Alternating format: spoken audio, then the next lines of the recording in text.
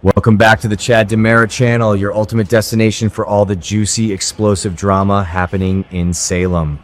Let's be real for a second. The emotional wreckage in Salem right now is absolutely off the charts. We are looking at the Tuesday, June 23 episode, and the fallout from some of these recent storylines is going to change the landscape of the show forever. First up, we need to talk about Brady Black. Can you believe it? Brady is officially stepping into his father's legendary shoes. He is taking over as the Black in Black Patch Investigations. Now, I have to admit, seeing Brady try to honor John Black's legacy a year after his heartbreaking death gives me total chills. John was the ultimate legacy character, the pawn who became a hero, and Brady wanting to carry on that mantle is a beautiful tribute. But here's the kicker. Brady is not exactly a seasoned private investigator. He has spent most of his life running Titan or dealing with his own toxic romantic entanglements, not dusting for fingerprints or interrogating suspects.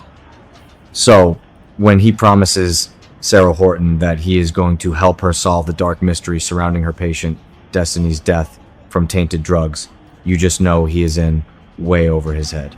And you won't believe what happens next. Sarah realizes pretty quickly that Brady's newfound detective skills might not be enough to crack this case.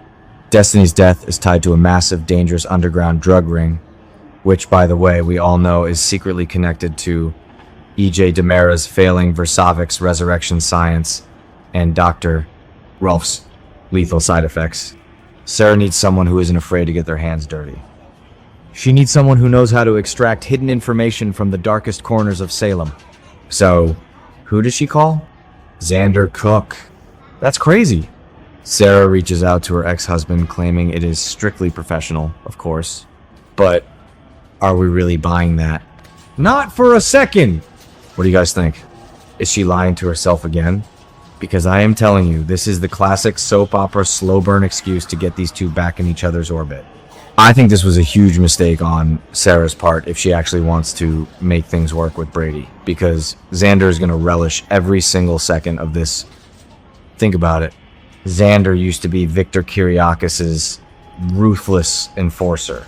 He is a former mercenary who knows exactly how to intimidate people and dig up buried secrets. This is his element. While Brady is playing dress-up as a PI, Xander is the real deal when it comes to the criminal underworld. Sarah is undeniably drawn to that dangerous edge.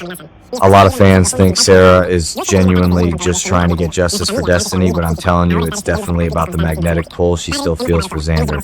They share a deep soulmate bond that completely eclipses her safe, comfortable relationship with Brady. When Brady finds out that his girlfriend is running a shadow investigation with her lethal ex-husband, he is going to absolutely lose his mind. This love triangle is about to explode, and honestly, I am completely Team Xander on this one. Brady is a good guy, but Xander and Sarah are endgame. But wait, the drama does not stop there. Let's pivot over to the absolute disaster happening at Alex Kiriakis' apartment. Joy Wesley has just dropped the mother of all ultimatums, and it is tearing Stephanie Johnson's world apart. Joy has explicitly banned Stephanie from having absolutely anything to do with baby Kelsey's life. Now, on the surface, you might think Joy is just being a protective mother. After all, Stephanie did wake up from a PTSD-induced night terror and fire a loaded gun at Joy right there in the living room. That is a massive, terrifying mistake. But let's look at the psychology here. Stephanie didn't just snap out of nowhere.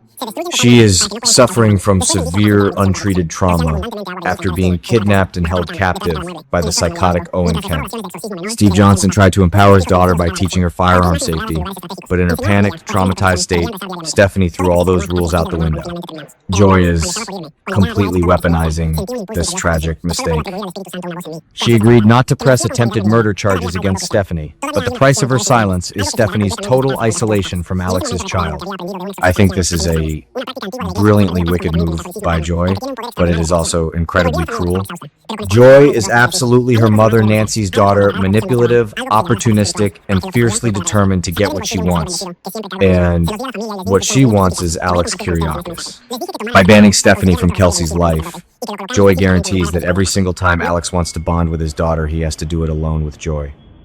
She is systematically cutting Stephanie out of the picture and creating this picture-perfect little family unit that Stephanie's forbidden to join. It is a sinister, calculated plot twist, and it is working flawlessly. And how is Alex handling this? Terribly. Alex actually agreed to Joy's terms to keep his wife out of prison, but he is completely clueless about the emotional, psychological warfare happening right under his nose. Stephanie is looking him in the eye and telling him she understands. They are walking around their apartment, pretending that everything is perfectly fine, but the tension is thick enough to cut with a knife. Alex knows deep down that things are fractured, so what does he do? He keeps pushing Joy to reconsider, which only makes him look more desperate and gives Joy even more power over him. It is infuriating to watch him be so blind to Joy's blatant manipulation. Meanwhile, Stephanie is utterly suffocating in her own marriage. She can't vent to Alex because he is too busy playing peacekeeper and fawning over his new baby. So she runs to her mother, Kayla Brady, and completely breaks down.